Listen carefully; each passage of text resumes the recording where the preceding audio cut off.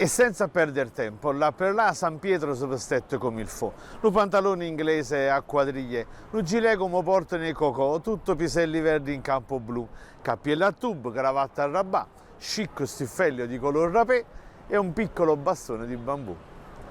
È un brano della poesia La Samma fa Dio di Salvatore Di Giacomo, una poesia nella quale a fine Ottocento il Padre Eterno decide di scendere sulla terra. E secondo voi, o Pataterna, se scende sulla terra, dove va?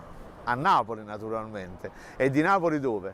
A Piazza Dante. E di Piazza Dante dove? Davanti alla chiesa di San Michele Arcangelo. Alle spalle il liceo che il nostro Salvatore Di Giacomo, capostipite della scuola napoletana di metà Ottocento, della letteratura napoletana, del secolo d'oro della canzone napoletana, era il liceo che Di Giacomo aveva frequentato. E dato che cadono i 90 anni dalla morte di Di Giacomo, ci tocca naturalmente celebrare. E Di Giacomo era sempre molto elegante e in questo verso lui spiega l'eleganza del popolo napoletano di fine Ottocento. Sì, perché i napoletani erano sempre molto eleganti, basta vedere le stampe, che ne so, di Via Toledo di fine Ottocento, sono tutte persone in bombetta e in giacca. Oggi parliamo di eleganza napoletana nel secolo scorso.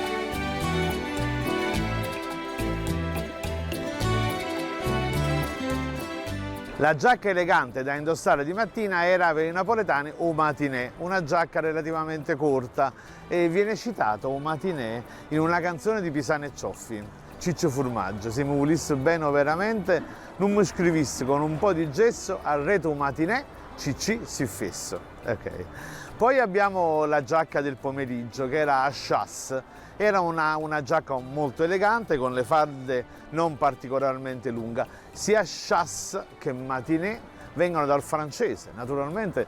E sì, nei secoli scorsi, sta poco fa, la Francia dettava le regole della moda, bisognava mangiare alla francese, vestire alla francese. La grande influencer del Settecento era Maria Antonietta, era la Chiara Ferragni, diciamo, dei secoli scorsi. La giacca invece, che era stretta in vita e con le falde un po' lunghe, era o fracchi chasse. Sì, una giacca molto elegante per le cerimonie. Pure fracchi chasse viene citata in una canzone di Libero Bovio stavolta, Zappatore, la conosciamo tutta quanta. Questa è una festa e ballo, tutti che fracchi chasse si signore. E caso scisa a coppa usciare a ballo, senza cercare permesso a balli pure. Infine poi c'era la giacca elegante, quella da gran cerimonia, che era la sciammeria. Una sciammeria, che però parola che in napoletano ha sempre avuto un doppio significato, no? Perché la sciammeria è sia l'abito molto elegante, ma è anche un coito, un atto sessuale. Perché questo doppio significato? Ve lo spiego io.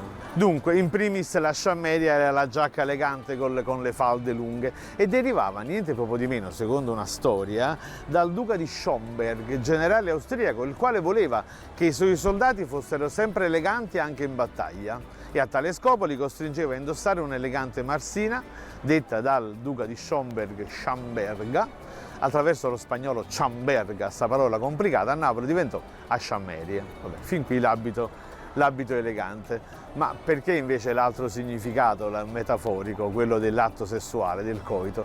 Sì, probabilmente si deve al fatto che fino al 1958, ricorderete, esistevano le case d'appuntamento, le case chiuse, insomma, dove si faceva l'amore a pagamento.